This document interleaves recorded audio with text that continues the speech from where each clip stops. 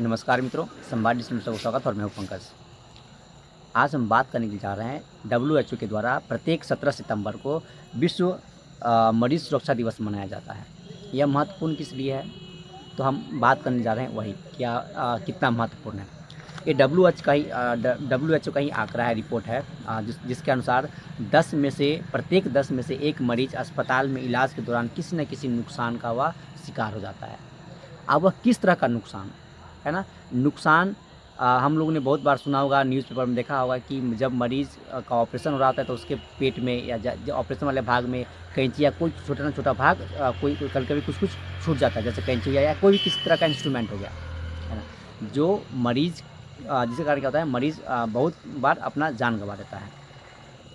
दूसरा बात अगर हम देखें, ये हो गया हमारा 10 में से 1 ओवरऑल है। अगर हम ओपीडी में देखते हैं तो ओपीडी में प्रत्येक 4 में से 1 मरीज़ क्या है, सुरक्षा इलाज के दौरान मृत्यु का शिकार हो जाता है ना?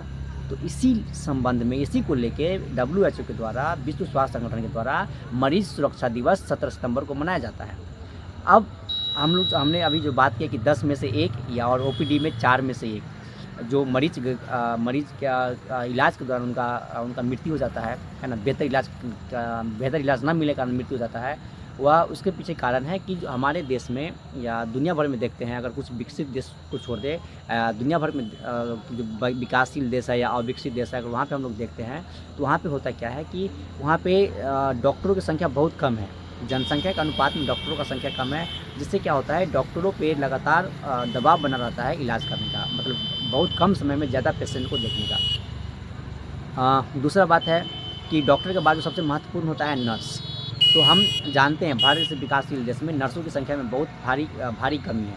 हम उसका उदाहरण देख सकते हैं, प्राइवेट जो हॉस्पिटल है वहाँ भी देख सकते हैं, गवर्नमेंट हॉस्पिटल है वहाँ भी देख सकते हैं। यहाँ पे क्या है, बहुत भारी संख्या में कमी है। जितना पेशेंट के अनुपात में या जितना जनसंख्या के अनुपात में नर्स होना चाहिए उतना संख्या नहीं है। जिसके कारण क्या होता है कि जो कम नर्स के कारण क्या होता है, उस पर ज़्यादा दबाव हो जाता है, काम का स्ट्रेस बहुत ज़्यादा हो जाता है। तो उसी में क्या होता है ना, कहीं न कहीं गलती हो जाता है, जिस कारण क्या होता है, मरीज़ को मतलब अपने जान से हाथ धोना पड़ता है। ये 2 हो गया जेन्युइन, डॉक्टर की कमी और नर्स का कमी, जिसके कारण उस पे काम का दबाव है, ये जेन्युइन प्रॉब्लम हो गया, यह है।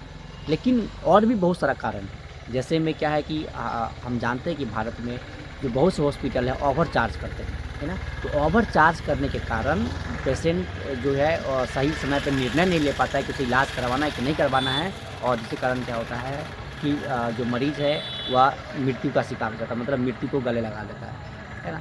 और भी दूसरा बात तो क्या, हॉस्पिटल का लालच। हॉस्पिटल क्या करता है कि हम लोग सभी जानते हैं भारत का विकासशील देश है, यहाँ पे प्राइवेट जब यहाँ पे लोग बीमार पड़ता है तो लोग अपना ज़मीन बेच के इलाज करवाता है ना?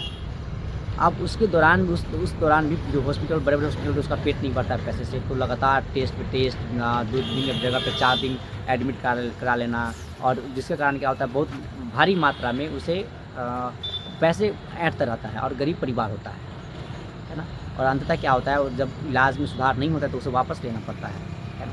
और जिसके कारण भी मृत्यु हो जाता है। तो डब्ल्यूएचओ ने ये सब कारण दिया।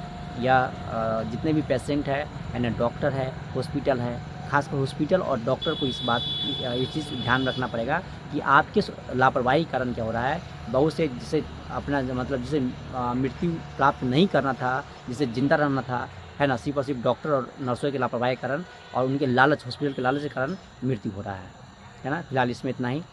अगर इस संबंध में कोई भी अपडेट होगा तो फिर हम ज़रूर बात करेंगे। तब तक के लिए धन्यवाद।